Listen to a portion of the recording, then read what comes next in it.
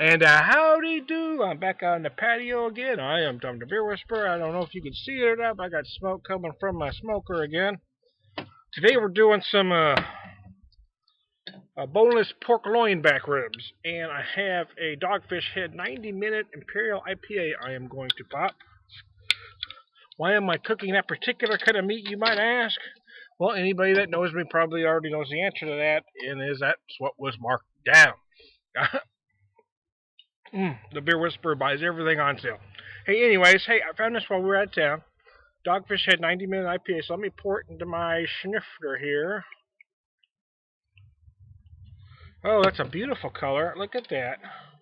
Look at that there, Emmett. Wow, that's pretty. That pours a nice, I don't know, what'd you call that? Deep golden, light amber? I'm not even sure what the hell you call that color.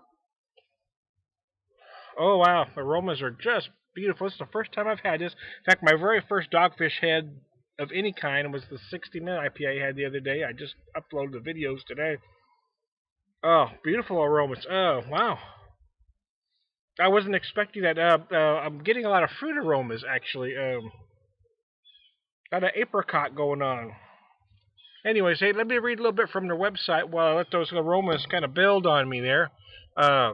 Esquire magazine calls 90-minute IPA perhaps the best IPA in America. An Imperial IPA best savored from a snifter. As you see, I poured it in my snifter. Yes, I did.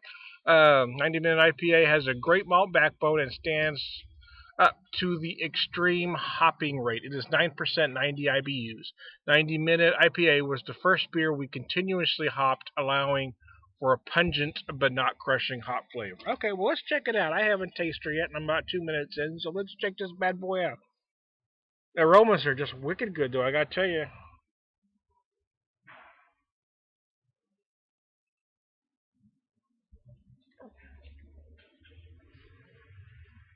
Wow, wow. Wow, that's different. Again, they kind of threw me off with the 60-minute. They're throwing me off with this one. Different flavors than I imagined. You can taste. You certainly can taste the alcohol warmth. There is no doubt about that. There is some Imperial IPAs where it is hidden a little better, but because you can taste, it's not always necessarily a bad thing.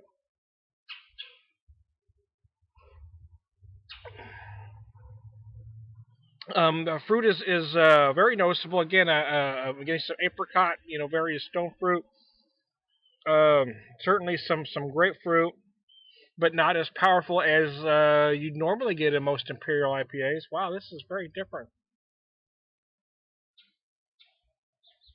Oh, wow. I've talked about this before. Is that I have a hard time. A lot of people talk about, well, this IP is better than that one. That Imperial IPA is better than that one. I like the heady topper. I like the plain. This one's better than that one. That one's better than this one.